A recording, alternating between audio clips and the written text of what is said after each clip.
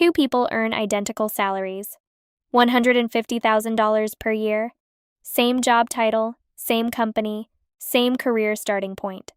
By age 65, one retires with $3.2 million in investments and complete financial freedom. The other retires with $480,000 in savings and needs to work part-time to cover expenses. Same income, radically different outcomes. The difference wasn't earned through higher pay or better investment returns. It was spent through lifestyle choices that seemed perfectly reasonable in isolation, but compounded into an invisible tax on comfort. Here's what most people don't understand about lifestyle. Every comfort you adopt doesn't cost what the receipt says. It costs what that money would have become if invested for 30 years. A $50 monthly subscription doesn't cost $50. It costs $50 multiplied by 30 years at 8% returns, which is approximately $7,200 in retirement wealth. Today, I'm going to show you exactly how lifestyle choices compound into opportunity costs so large they're measured in millions, how to calculate the true cost of comfort, and how to make intentional decisions about which conveniences are worth the retirement years they'll cost you. Let me start with the mathematics that make lifestyle so dangerous. Your lifestyle is a system of interlocking choices. Each choice seems small: a $15 coffee, a $20 streaming service, a $200 monthly car payment, a $3,000 annual vacation budget, a $500 monthly dining out. Each individual expense feels affordable and reasonable. But here's what most people never calculate. These expenses don't exist in isolation. They compound, they stack, they become a lifestyle baseline that locks you into specific income requirements. The $15 coffee is actually $15 times 260 working days times 40 years equals $156,000 before investment returns. With 8% returns over 30 years, that coffee represents approximately $645,000 in retirement wealth. A single daily habit costs over $500,000. But wait, that's just the direct cost. There's an indirect cost that's even larger.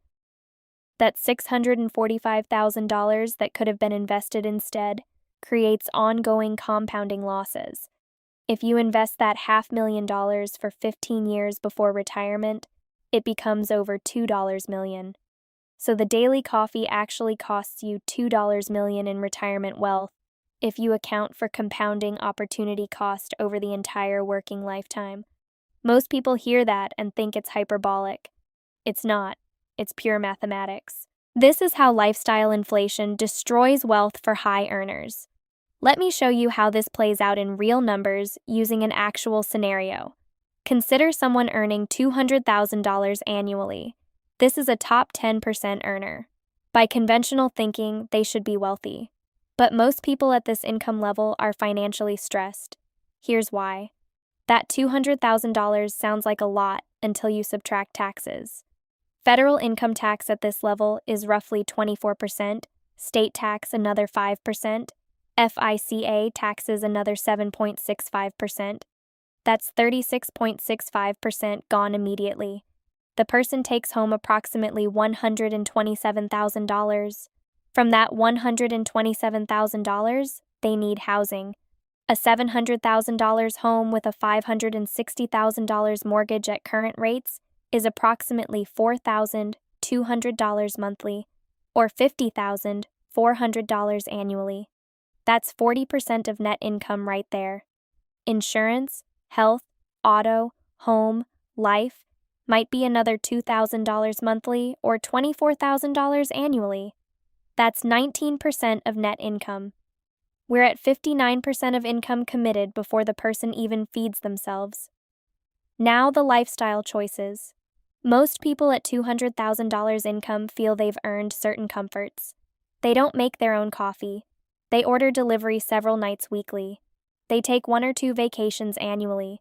They have premium subscriptions to multiple streaming services. They buy clothes regularly. They go to restaurants for date nights. These feel like normal, reasonable choices for someone earning $200,000. But let's calculate their cost. Dining out instead of cooking, $600 monthly or $7,200 annually.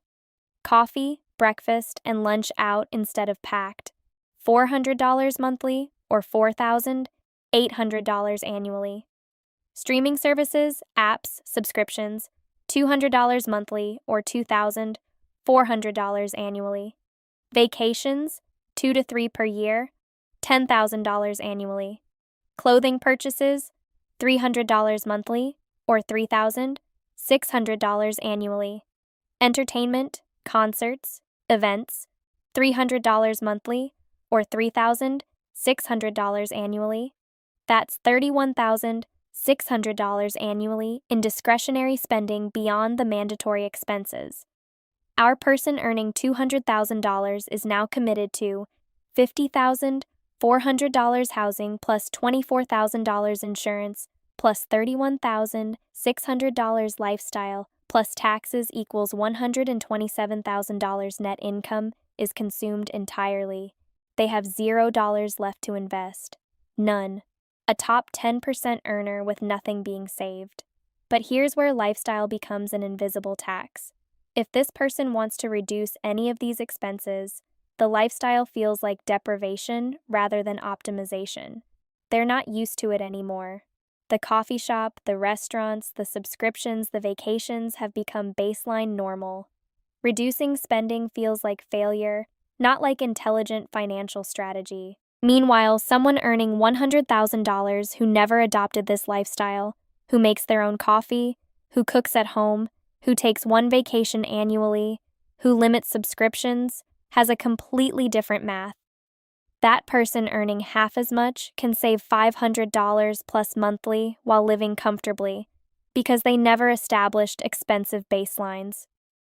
Over 30 years, that $500 monthly becomes approximately $1.1 million in retirement wealth.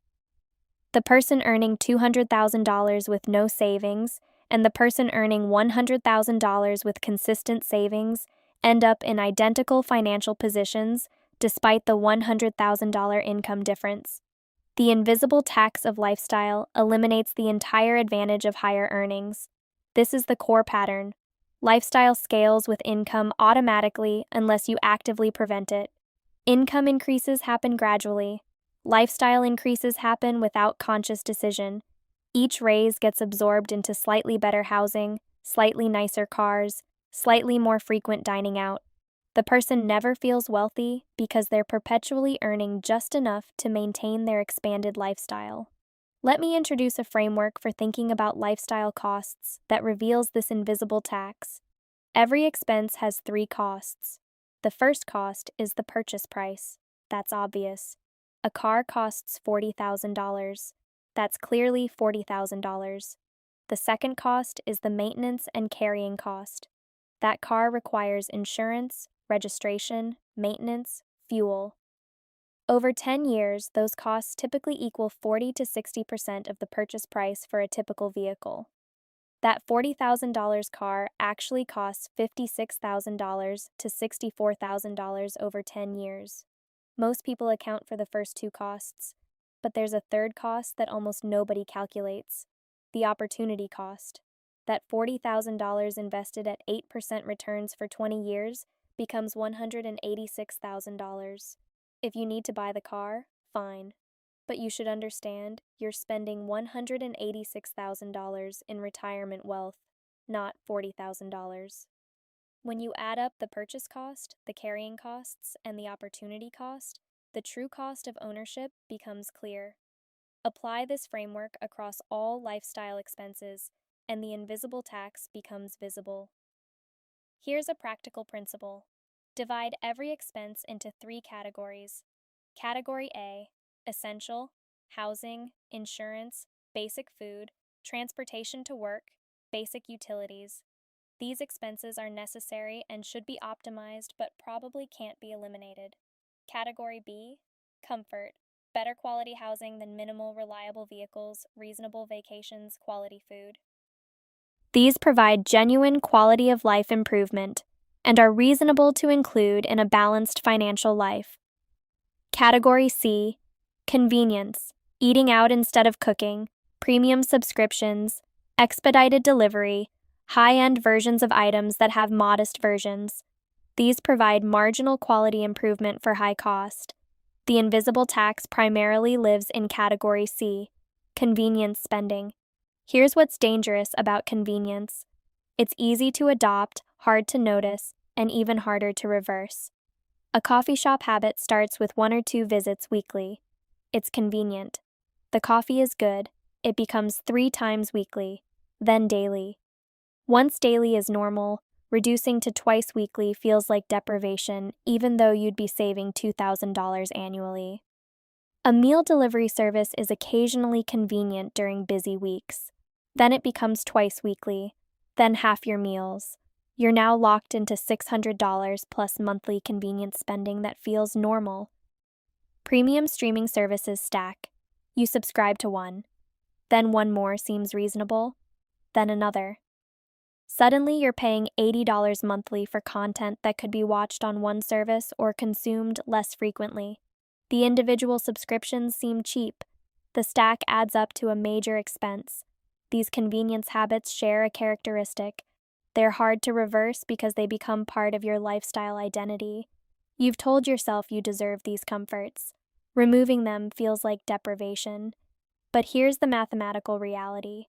Removing $3,000 annual convenience spending is worth approximately $13,800 in retirement wealth over 20 years of compounding. Remove $10,000 in annual convenience spending, and you've just added $46,000 to your retirement wealth. Remove $20,000 in convenience spending, and you've added $92,000. The invisible tax of comfort isn't just about current spending. It's about the compounding cost of that spending over decades. Let me walk you through how to calculate the true cost of any lifestyle choice. First, identify the expense. Let's say $300 monthly on dining out instead of cooking at home. Second, calculate the annual cost. $300 times 12 equals $3,600 per year. Third, estimate how long you'll maintain this expense. If you're 35 and will retire at 65, that's 30 years. Some of these costs might decrease as you age, but assume 30 years for this calculation. Fourth, multiply annual cost by years. $3,600 times 30 equals $108,000 spent over 30 years. Fifth, add investment returns. At 8% average annual returns, $3,600 invested annually for 30 years becomes approximately $470,000. So the true cost of dining out instead of cooking isn't $3,600 annually.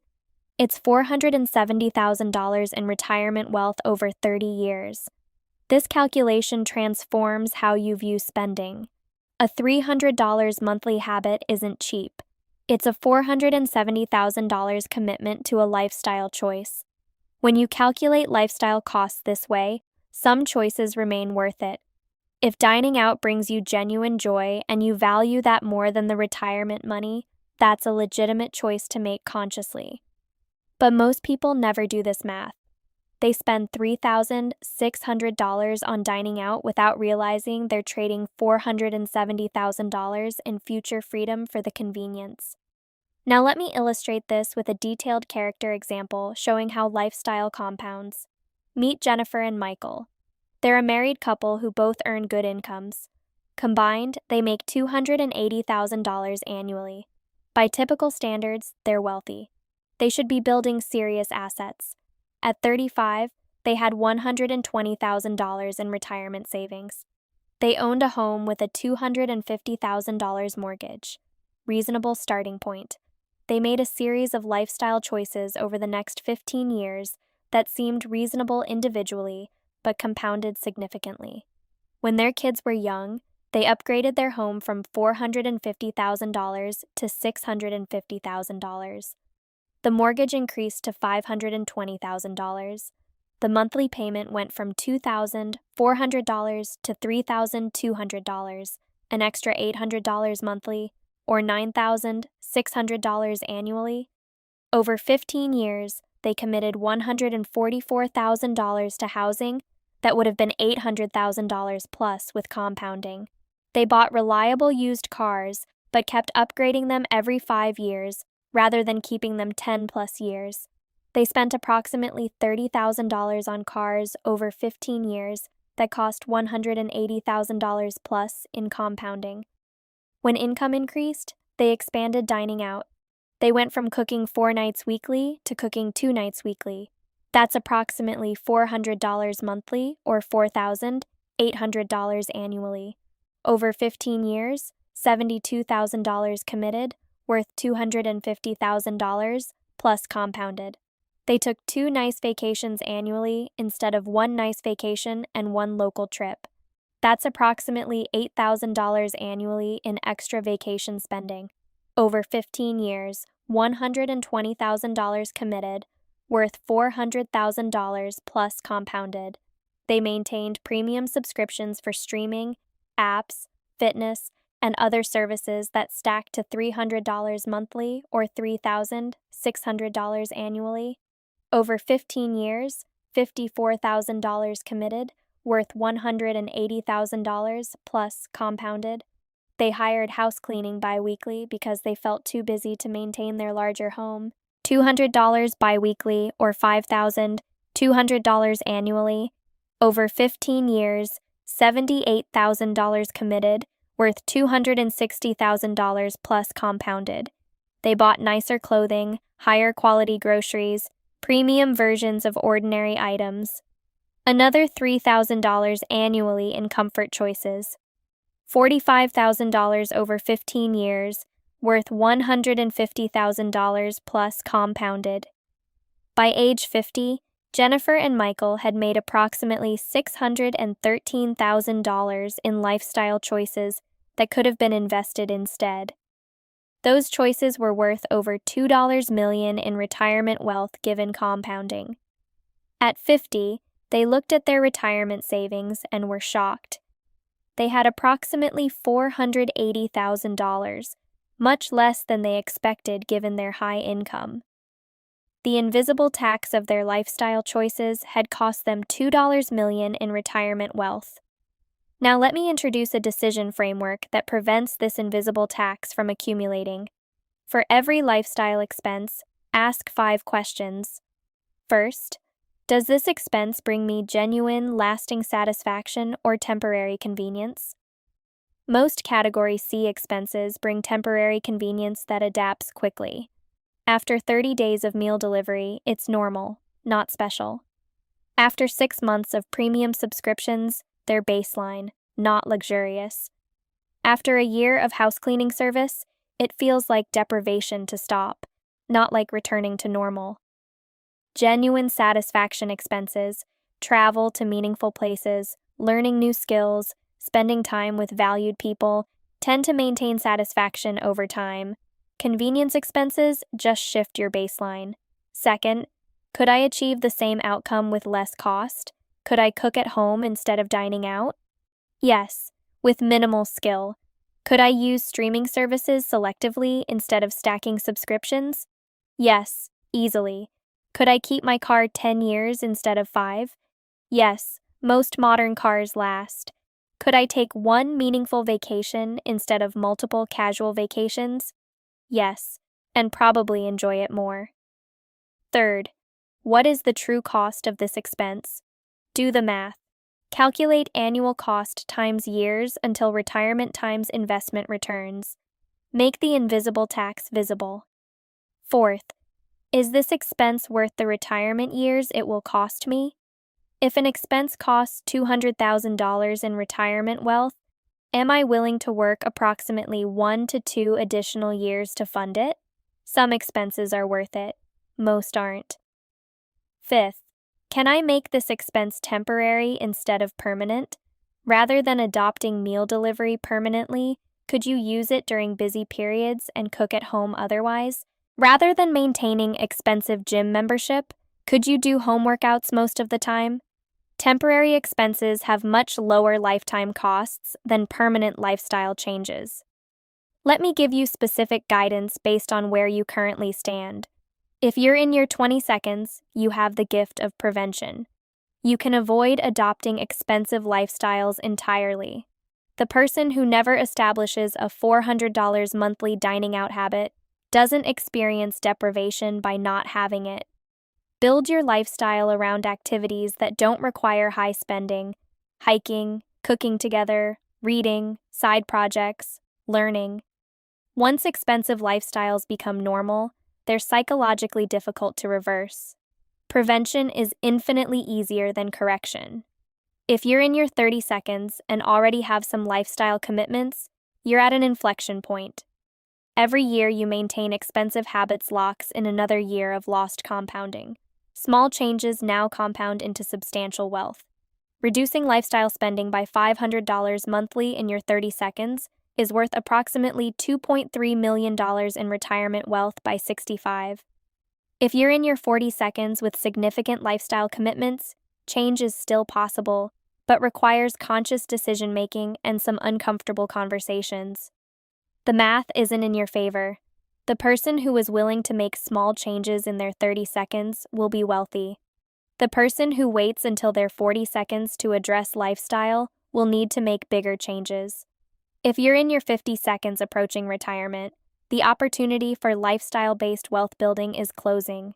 You're down to 10 to 15 years of compounding.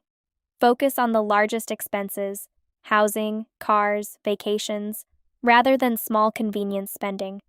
A $200 monthly expense matters little at this point.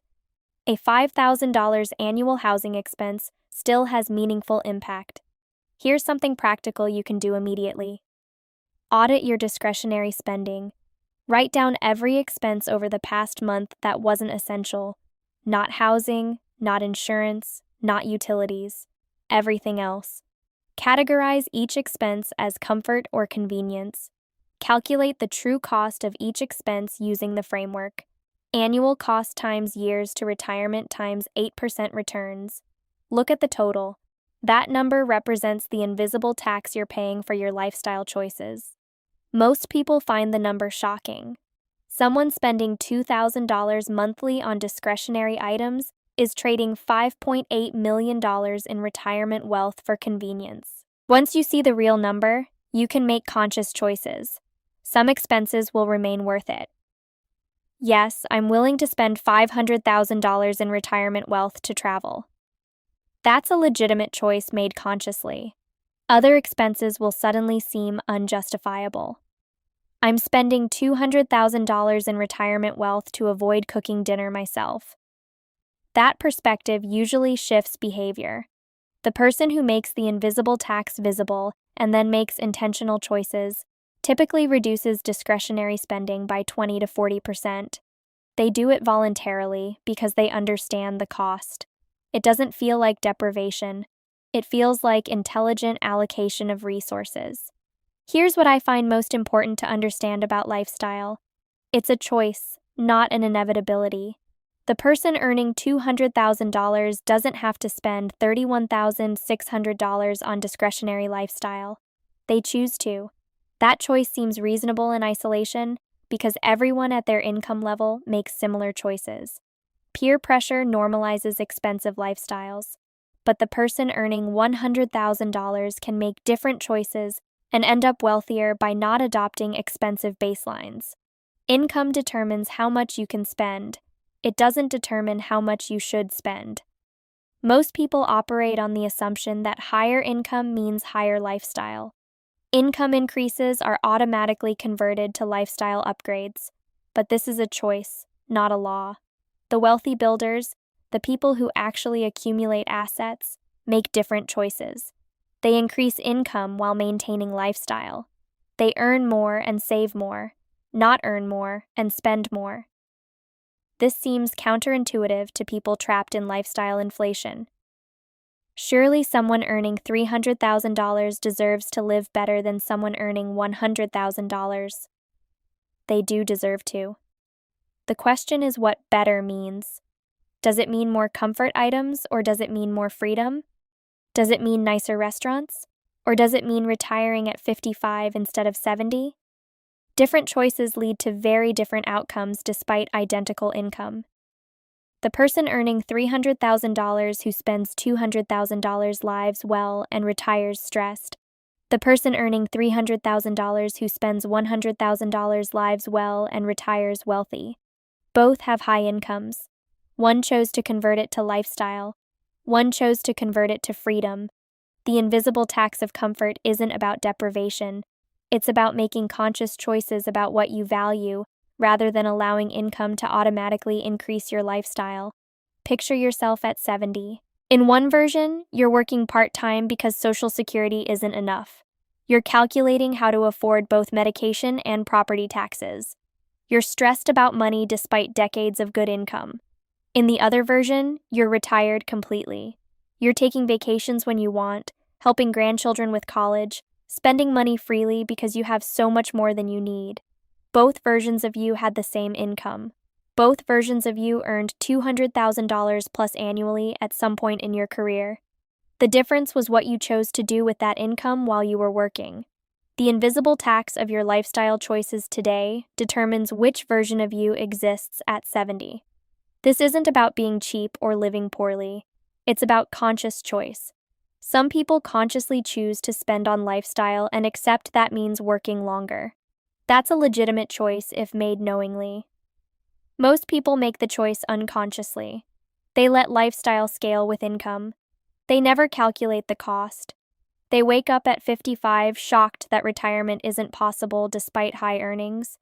The invisible tax accumulates through thousands of small choices that compound into millions of dollars of retirement wealth. Making that tax visible transforms the decision-making. Suddenly, each lifestyle choice comes with a number attached. This $5,000 vacation costs $23,000 in retirement wealth.